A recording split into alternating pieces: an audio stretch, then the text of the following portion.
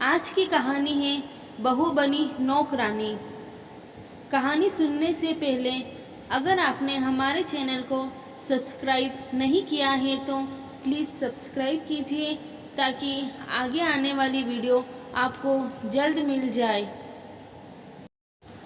राधा की शादी को 2 साल हो गए थे, लेकिन फिर भी उसका मन कभी ससुराल में नहीं लगता।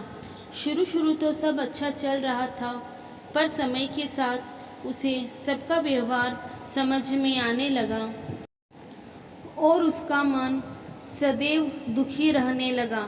शादी से पहले इतना खुश मिजाज, सबसे हंसकर बोलने वाली राधा अब उदास रहने लगी।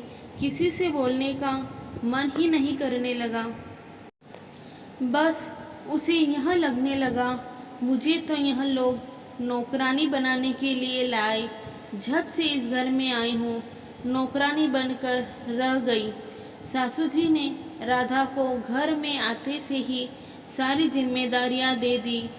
कभी यूँ नहीं सोचा कि यह अपना घर छोड़कर पराए घर में आई। बस उन्हें तो एक काम करने वाली नौकरानी जो मिल गई। शुरू में राधा को काम करने की इतनी आदत नहीं थी। मायके में उसने इतना काम नहीं किया था। सारा काम करने के बाद भी राधा की सास कभी राधा से सही नहीं रहती। शादी से पहले तो बेटी बनाकर रखेंगे बोलकर शादी कर ली, बाद में बहू भी नहीं समझने लगी। बस समझती तो नौकरानी। सारा दिन काम करो और थोड़ी देर कमरे में आराम करने जाए, उसमें वह बोल बोल करने लग जाती। शुरू में राधा और रघु का रिश्ता सही था, पर बाद में उसमें भी खटास आने लगी। रघु हर बात उसकी माँ की सुनता।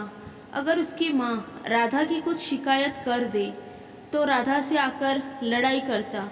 एक बार राधा ने उसका मत रखा, पर रघु को कोई फर्क नहीं पड़ा। इसी के चलते राधा ने कसम खा ली कि मैं आज के बाद आपको कुछ नहीं बोलूँगी। राधा का मन बहुत उदास रहने लगा।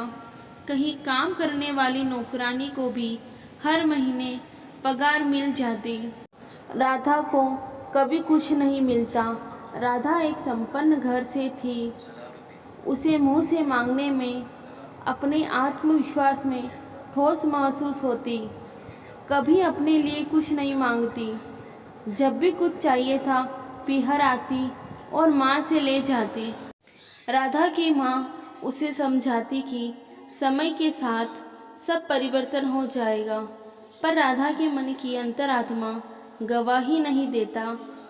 ससुराल में उसे किसी से बोलना पसंद नहीं आने लगा।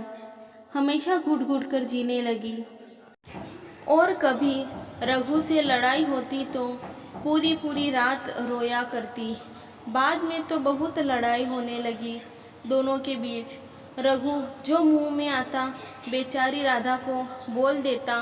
राधा को जीने की हिम्मत ही छूट गई थी। उसे अब उसकी ज़िंदगी बोझ लगने लगी। वह इतनी निराश हो गई थी कि उसके मन में सुसाइड करने की बातें घूमने लगी। फिर एक दिन राधा ने रघु को कहा, मैं जॉब करना चाहती हूँ, उससे मेरा मन लगेगा और 2 पैसे मेरे हाथ में रहेंगे। रघु ने बोला, मैं तुम्हें जॉब नहीं करने दूंगा। फिर राधा निराश होकर सोचने लगी, आखिर मेरा नसीब क्या है? मैं पूरी उम्र ऐसे ही घुट घुट कर जीऊँगी क्या?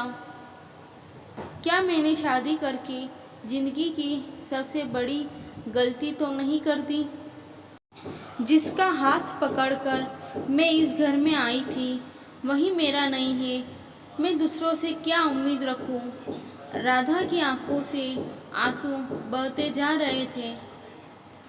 राधा के ससुराल वालों ने राधा को कभी समझने की कोशिश नहीं की।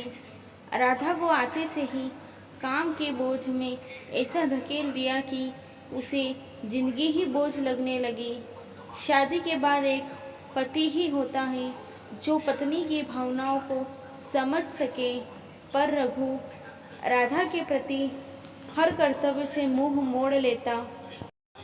बेचारी राधा अकेले घुट घुट कर जीती। अगर राधा को रघु का साथ मिलता और सास समझदार मिलती तो राधा आज हंसी खुशी उस घर में खुलकर जीती। अगर आपको हमारी कहानी पसंद आई है तो please like, share and subscribe कीजिए।